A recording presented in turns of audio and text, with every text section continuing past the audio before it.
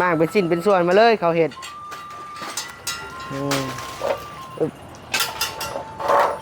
เฮิงบ่อยบาง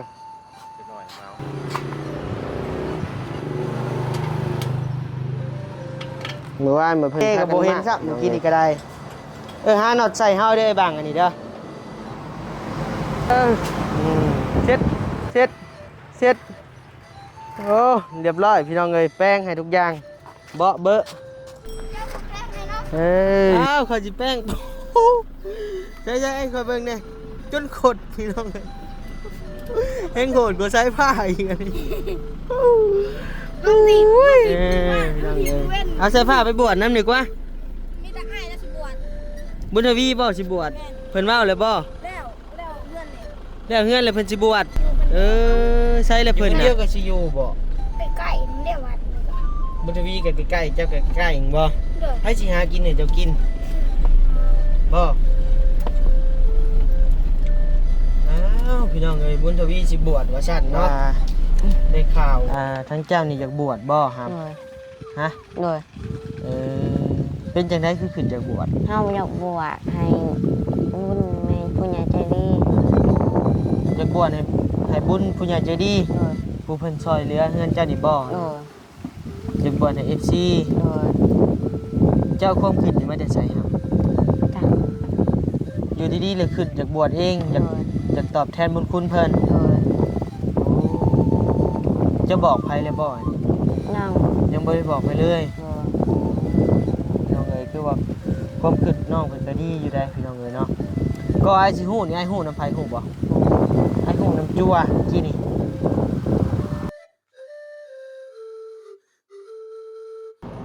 พี่น้องเอ๋ยเนาะเปิดคลิปเปิดภาพมาบัดนี้พี่น้องเอ๋ยทางบ่าวนิวก็ยังอยู่เซโนอยู่เด้อพี่น้องเด้อเนาะอยู่เซโนเมืองอุทุพรแข้งสวรรณเขตเฮานี่แหละพี่น้องเอ๋ยบ้านบ่าวนิวเองนะพี่น้องเนาะ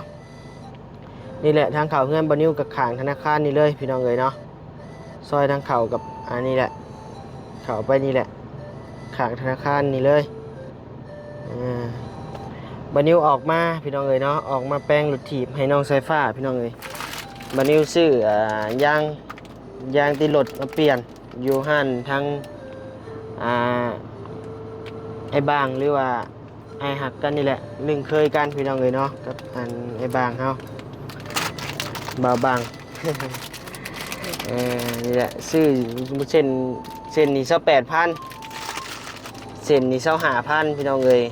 เพราะว่าซื้อคนละห้านอันที่บัดนี้ซื้อห้านแรกนะมันเหลือแต่เส้นเดียวซื้อยากขนาดพี่น้องเอ๋ยยางที่รถถีบนี่เลาะห้านที่2อันนี้จังได้28,000ตัวนี้ โอ้ยว่ะเนาะจะเป็นเงินของเอ้ยเย็นนั่นแหละนะพี่น้องเนาะที่เป็นฝากเงินมาซื้อซีแหละเย็นผู้เก่าผู้เดิมนะพี่น้องเนาะวันนี้ก็จกเงินส่วนนั้นมาซื้อพี่น้องเอ๋ยป้าชันแล้วนะพี่น้องเนาะทางบ่าวนิวก็ขอกราบทักทายสบายดีทุกคนเด้อเนาะที่เข้ามารับชมคลิปบ่าวนิวโดยตลอดมาเอารถถีบลงก่อนพี่น้องเบาบางยังก่อช่อง YouTube จะยังก่อไอ้บาง เพิ่นก็เฮ็ดช่อง YouTube คือกันพี่น้องเอ้ยมากเป็นสิ้นเป็นส่วนมาเลยเขาเฮ็ด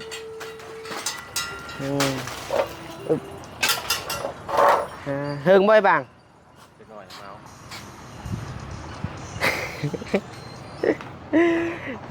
พี่น้องเอ้ยพี่น้องเอ้ยลงมือเองเลยนะบัดนี้ทางไอ้เพิ่นกำลังไปซื้ออะไรรถว่าซั่นมันนิ้วข้าวลงมือเองเลย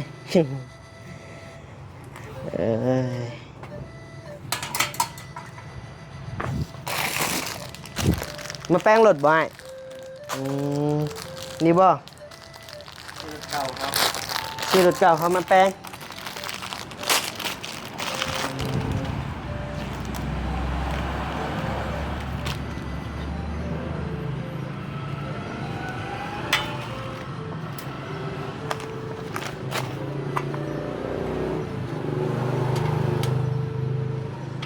เมื่อว ว่านมาเพิ่นพากันมากพี่น้องเลยก็เลยไว้ได้มาเป็นสิ่งเป็นส่วนในนี้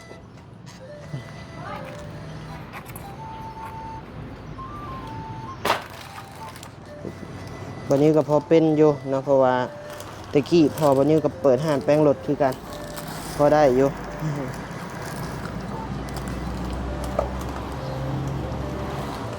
อึ๊บ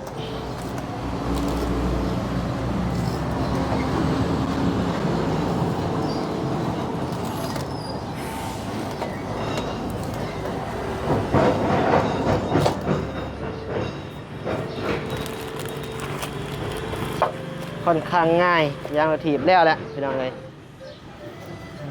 เดี๋ยวสูบลมก่อน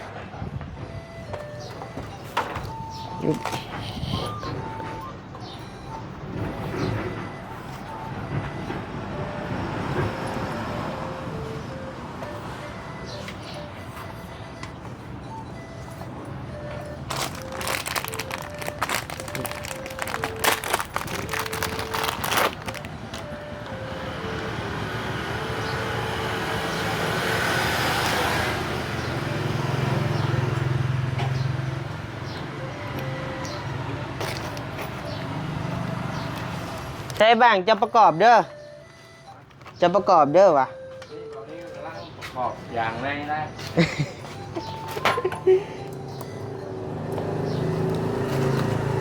พี่น้องเลย ไม่ใช่ไปส่งค่าแล้วนะ ลูกค้า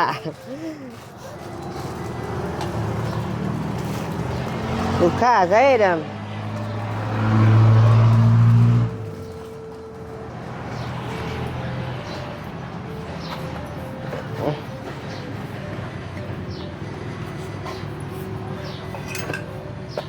เรียบร้อยเราเลยยากยังเนาะใช่บ้างสูบลมจะนะ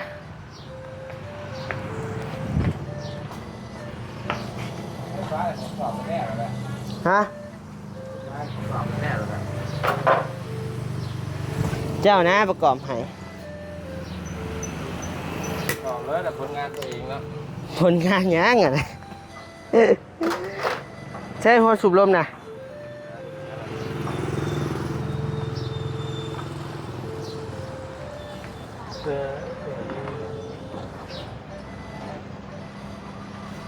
ใช้โบเห็นได้บ้างเอ้ย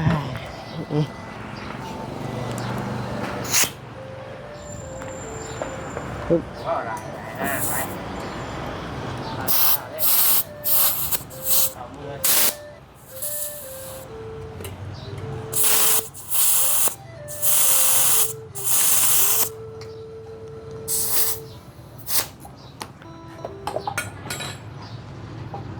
ได้บ่อยบ้างทำนี่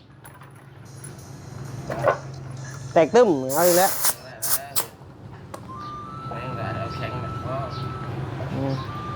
โอเคไม่ต้องเลยได้แล้วร้อยหนึ่งอึ๊บ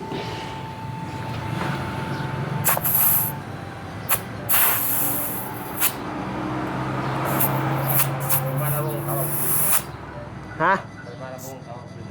บ่แล้วบ่ได้หู้เขาลองบอกลำวงนะ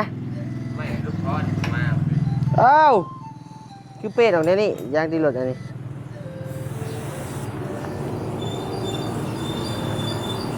พี่ใหม่ว่ามา มาเนี่ยจบงานแบบ จบเลยไอ้ไม่หลอกให้บุญซ้ำเฮานะมันมีบุญพี่น้องเลยอยู่ในเซโนเฮานี่แหละบัดนี้ฮอดบ่ได้หลอกฮอดบุญ นี่เราค่ากับไปหาเช้า สาวใช้ฟ้าบ่ ไปหาที่น้องใช้ฟ้าเมื่อปีบ่ฮู้ฮอดบุญในบ้านตัวเอง นี่เราค่ากับไปแล้วชับแล้ว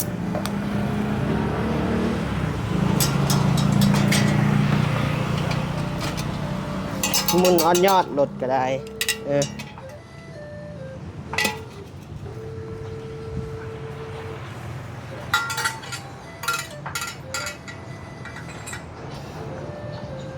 ดูแลนั่นก็เป็นช่างมากแล้ว ช่างมาก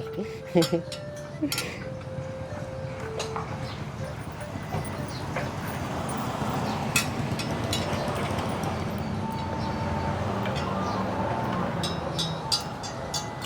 เออ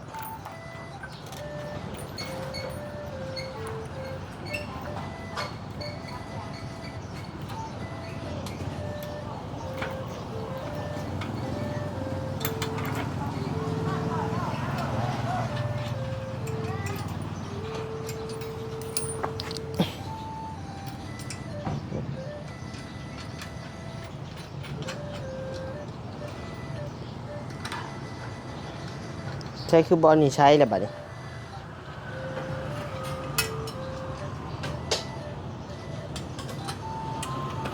เอาแล้ว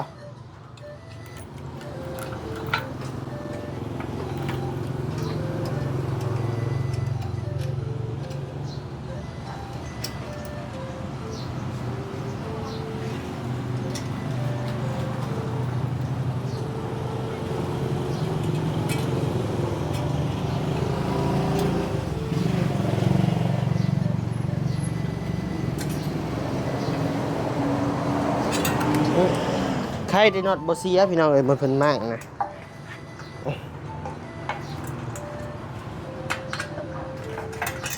เท่แบบมันคือพวกเขาอันนี้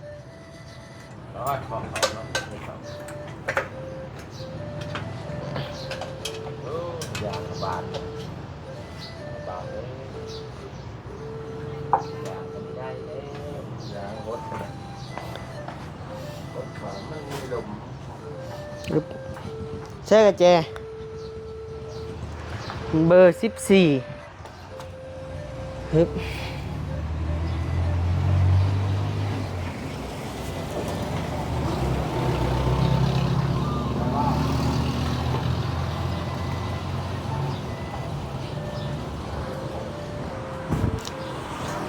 ใช่บ้างก็คือบ่เห็นว่ะ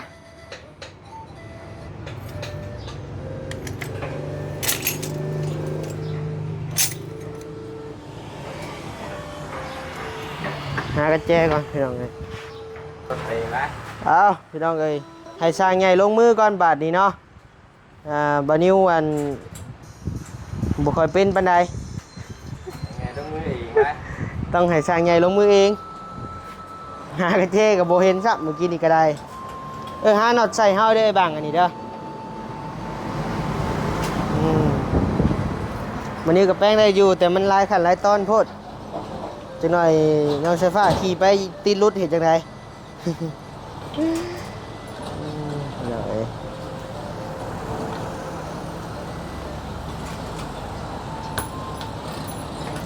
เจ้าเสื้อบ่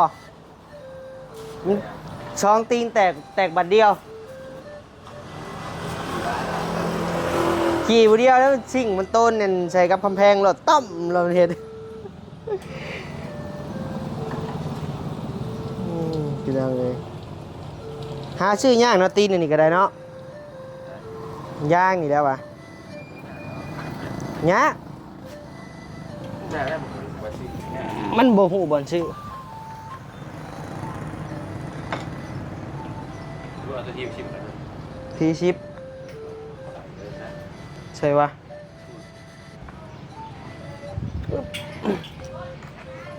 แม่นบอลทีชิมนี่8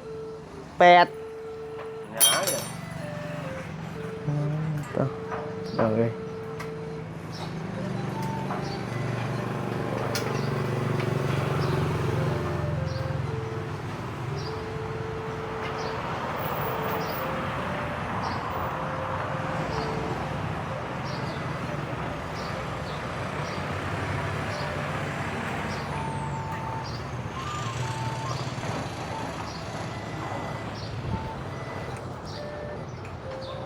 กงจนเบี้ยวอุ้ยสามัคคีโอ้ให้กูงูเรื่อยพี่น้องเลยสายฟ้าเห็นแล้วรถจีบจีนนะเนาะนี่เนาะไอ้บางเห็นบ่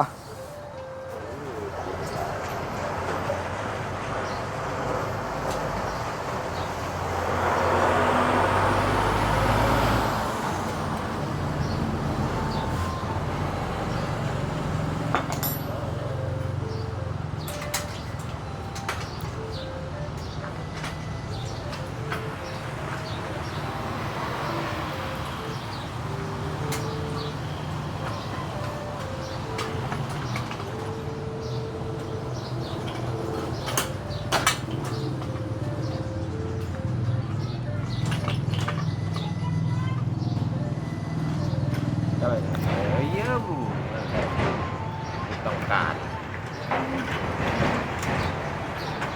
คือ ปิดต้องการและแต่ขี่ไร ประคาไปประชาบันโคกบ่ใช้บ้านบ่อเตียงได้ดิพี่น้องเอ้ยมือทำไร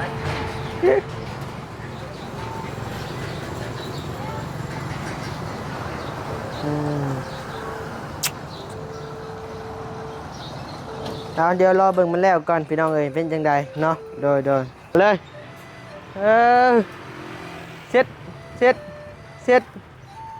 โอ้เรียบร้อยพี่น้องเอ้ยแป้งให้ทุกอย่างเบาะเบอะเรียบร้อยพี่น้องเอ้ยเป็นคันบาดนี้หลังจากมาเป็นชาก โอเคพี่น้องเอ้ยเนาะเท่าไรบ้าง เจ้าหาทำชิป 30มันบวกกันก็เป็นห่วย60พุ่นเด้ดิ เดี๋ยวจ่ายเงินก่อนโอเคเรียบร้อยพี่น้องเลยเนาะมีแต่ไปพบไปพ่อกันอยู่เฮือนสายฟ้าพุ่นแหละพี่น้องเลยนี่แหละห้านเพิ่นเนาะห้านบ่บางโธ่คนทางเบื้องนี่ พุ่นแหละไปพ่อกันอยู่เฮือนสายฟ้าเด้อพี่น้องเด้อเนาะโดยโธ่พี่น้องกูแลนมาหับฮอดพี่เลยบาทนี่ เพิ่งมาแลนด์บ่าว เอ้ยสายฟ้าเอ้ย แลนด์บ่าวก็เลยมาเห็นเจ้าเรา บ่ เลย เหม็นเด้อยู่บ่น้ำนะฮะเหม็นเหม็นแห้งเหม็นแห้งเขากำลังแลนด์บ่าวกิน เหม็นเด้ทราบว่าเหม็นอันนี้สบายดีปะลุงเนี่ย สวัสดีปะลุง เหม็นแท้เหม็นว่านี่อาบอยู่บ่น้ำคืนนี่นะฮะ น้องพวก ไอ้บอกให้อาบคือบ่อาบนี่เพิ่นมาแล่นลิ้นกับจั่วพี่น้องเลยจั่วปั่นรถถีบเพิ่นรถเพ่แหละรถถีบเพิ่นเพิ่น ก็มาแลนด์บ่าว ป้าเข้าเฮือนป้ารถถีบจั่วก็คือหมุนแหละนะ ส่วนกันนะครับ ใช่รถถีบจั่วคือหมุนแหละ คุณเล่า คือหมุนไว้แท้ เจ้าบุกแป้งเลยเนาะ อ้าวขอจิแป้ง ใช่ไอ้ขอเบิ่งเนี่ยจนขดพี่น้องเลยแห้งโหดกว่าสายผ้าอีกอันนี้ มึงถีบมือว่านมึงถีบมือเว้นมึงถีบมือเนี่ยเขาจะได้สัตว์เก็บสัตว์ลงคลองได้ทำอะไร โหดกว่าสายผ้าอีกเนาะเจ้าเนาะ ฮะ โหดกว่าสายผ้าอีกวะ รถกันไหวควันจะลงไป บ่รถเจ้าบ่เพ่รถเจ้า เอาลังส้นเลย โหดโพใช้ขนมมาใหม่กินหน่อยกว่า ให้พร้อมเลยเด้ เอาให้เลย ให้นี่นี่ ให้หลายบ่ อู้ไม่ได้นับมันจะก่อน เจ้าก็บ่ให้ข่อยนี้เจ้าคือให้แต่เรา ครับ กินน้ำกันบ่โดยขอบใจเด้อโอ้ยพี่น้องเอ้ยผู้ย่าพ่อมันสิให้แล้วอันนี้น่ะ เป็นยังหูกันจะร้อน ฮู้เลยบ่ แห้งเฮ็ดเป็นยังให้ ให้บ่เพิ่นให้บ่เพิ่นซื้อให้บ่คงแพงหนึงโตเดี๋ยวไปตำหมดบ่ว่าได้ใช้ฟ้าแล้วนี่พี่น้องเอ้ย พี่น้องเอ้ยเอาใส่ผ้าไปบวชน้ำหนึ่งกว่า มีแต่ให้แล้วสิบวช บุญทวีบ่สิบวชเพิ่นว่าเลยบ่ แล้วเพื่อนเนี่ย แล้วเฮือนเลยเพิ่นสิบวชใช่เลยเพิ่นน่ะโดยเอ้าบุญทวีสิบวชบ่หำ เลย เพิ่นว่าเพิ่นสิบวชเพิ่นอยากบวชแหละ เลย ดีพี่น้องเอ้ยคันบวชที่เจ้าก็อยู่ผู้เดียวแหละ อยู่คนเดียวมั้ง อยู่คนเดียวก็สิอยู่บ่ ใกล้ๆนั่นเดียววัน บุญทวีก็ใกล้ๆเจ้าก็ใกล้ๆบ่ เลย ให้สิหากินให้เจ้ากินบ่พี่น้องเอ้ยบุญทวีสิบวชว่าซั่นเนาะได้ข่าวกับอาจั่วว่าซั่นเดี๋ยวบัดนี้สิไปถามกับปากก่อนว่าแม่นแท้บ่เนาะพี่น้องเนาะเพิ่นสิบวชแท้บ่คะแนนบวชก็ดีอย่างพี่น้องเอ้ยเสียอย่างเนาะบวชแล้วก็เพิ่นได้ศึกษาหำเฮียนคะแนนเพิ่นบ่ได้บวชก็นี่แหละ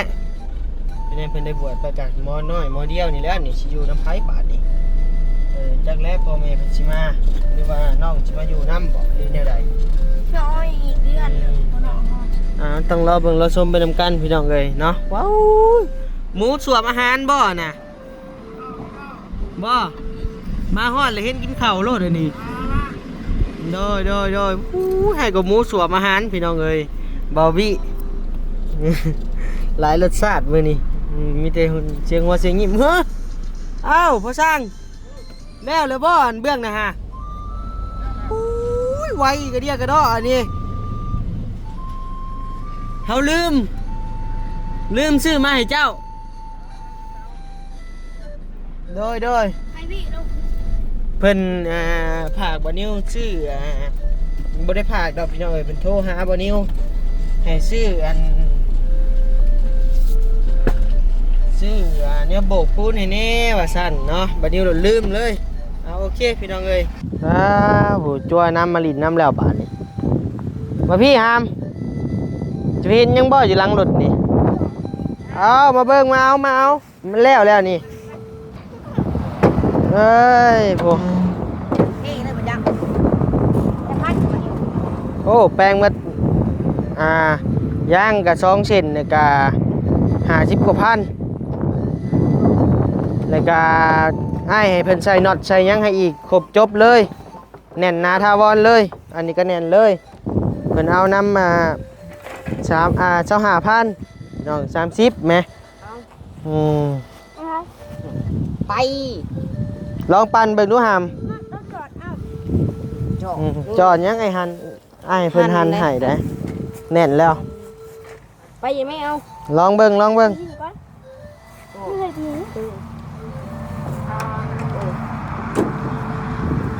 ไม่ได้จับเปิดก่อน โดยบ่บุญวีไอ้มีแนวสิถามเจ้าให้เพิ่นลองเบิ่งรถก่อนไปมาพี่ ทางเจ้าบอก นั่งผมมีแต่เจ้ากับไอ้นี่แหละไอ้มีแนวอยากสิถามเนี่ยน้อยหนึงนั่งคือนั่งดีๆกัตตมาดดี แล้วหับเสร็จแล้วไอ้พี่ สบายดีปะลุงเนี่ย มาดีปะลุง ได้ไอ้ได้ยินข่าวว่าทั้งเจ้านี่อยากบวชบ่ครับ เลย ฮะ เลย เออเป็นจังได๋คือขึ้นจากบวช เฮาอยากบวชให้บุญแม่ผู้ใหญ่ใจดี อยากบวชให้บุญผู้ใหญ่ใจดี เลย ผู้เพิ่นช่วยเหลือเฮือนเจ้านี่บ่ เลย อยากบวชให้ FC เลย เจ้าความคิดนี่มาแต่ไสครับ จ้ะ อยู่ดีๆเลยขึ้นอยากบวชเองอยาก เลย อยากตอบแทนบุญคุณเพิ่น เลย จะบอกไผเลยบ่ นั่ง ยังบ่ได้บอกไปเลย เลย น้องเอ้ยคือว่าความคิดน้องเพิ่นก็ดีอยู่ได้พี่น้องเอ้ยเนาะก็ไอ้สิฮู้นี่ไอ้ฮู้นำไผฮู้บ่ไอ้ฮู้นำจั่วกี้นี่จะว่าน้ำเพิ่นบ่ เพิ่นทำเขาอยู่บักต่อกับส่วนเขาอยู่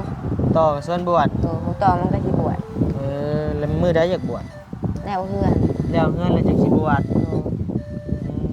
น้องเพิ่นมีความคิดดีได้พี่น้องเอ้ยเนาะขึ้นจากบวชตอบแทนบุญคุณผู้ใหญ่ใจดีที่สดซอยเฮือนน้องเพิ่นแล้วก็ FC ทุกท่านนั่นแหละเนาะบ่ได้เตรียมได้พี่น้องเอ้ยบ่นี้บ่ได้เตรียมได้เรื่องร้อนๆเลยพี่น้องเอ้ยเนาะมันมากก็คือพี่น้องเห็นกินนี่แหละบ่นิ้วอันเอิ้นหยอกจั่วว่าสิเอาอันใช้ผ้าบวชแหละจั่วบอกบ่นิ้วว่าอ้ายเพิ่นสิบวชว่าซั่นบ่นิ้วก็บ่ฮู้ได้ว่าน้องเพิ่นมีความคิดจะบวช ได้วันนี้ คือว่าความคิดดีอยู่หามแต่ว่าอยากถามคะแนนจะบวชไปเลยน้องจะสิอยู่นำไผบัด มาคนเราคนอยู่คนเดียวก็ได้มันใกล้ จะถามเด้อ เลย ไอ้ก็ถามเพิ่นแล้วทีนี้เพิ่นว่าเพิ่นอยู่ผู้เดียวก็ได้มันใกล้เพิ่นว่า เลย แล้วไผสิหาอยู่หากินให้น้อง ยังโห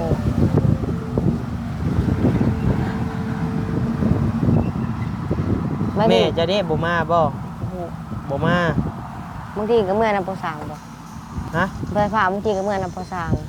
สิมาอยู่กับพ่อสร้าง เลย โอ้ว้าวไปทุกที่บาดนี้บ่ได้ได้ เขาได้ยิน บ่ คนละคนละที่เมื่อลิ้นน้ำเพื่อนพอสร้าง เมื่อลิ้นซื่อๆได้อยู่ เมื่อซอยเบียกเราจะเรียนเนาะ โอ้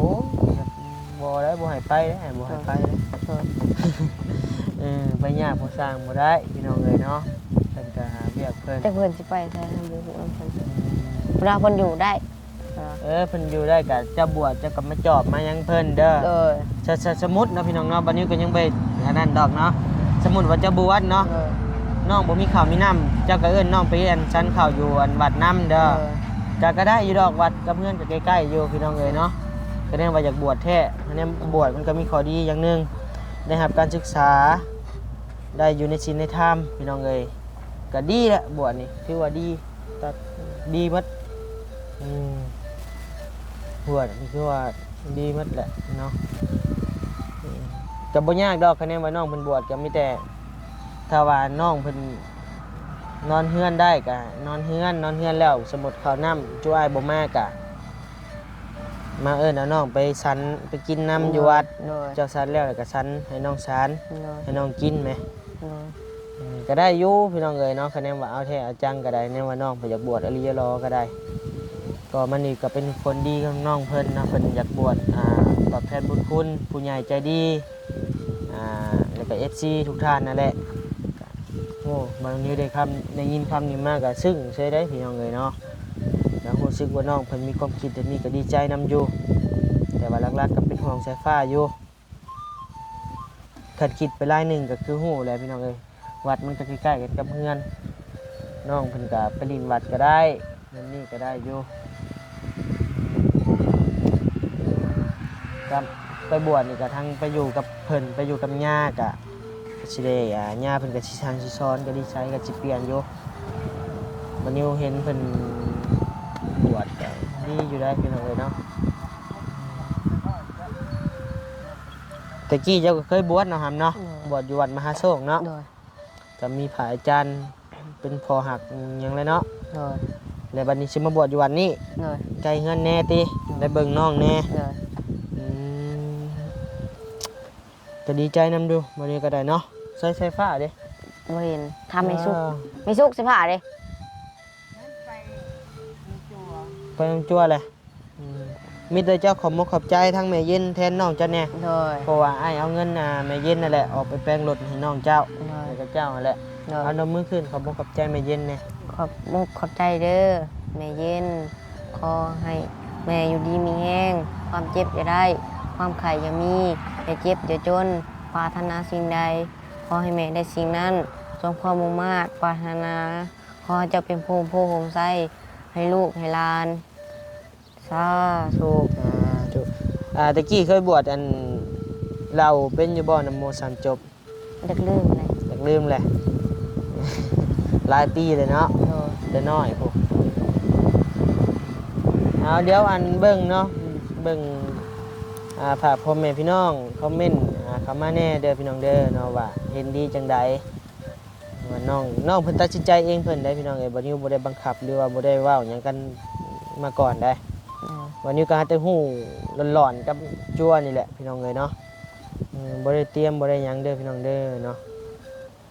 คะแนนน้องเพิ่นอยากบวชกะบวชแล้วก็น้องสายฟ้ากะแล้วไปเบิ่งมาแย่งกันนี่แหละมันใกล้ๆคะแนนว่าบวชก็ได้ โอ้ย หรือว่าใดๆกับพระพ่อแม่ FC ให้คำแนะนำในเด้อเนาะโดยสำหรับคลิปนี้บ่นิวกะสิได้ลำลาพระจากเพียงจะมีเด้อพี่น้องเด้อเนาะเดี๋ยวพอกันใหม่ในคลิปหน้าโดยสบายดีบ๊ายบาย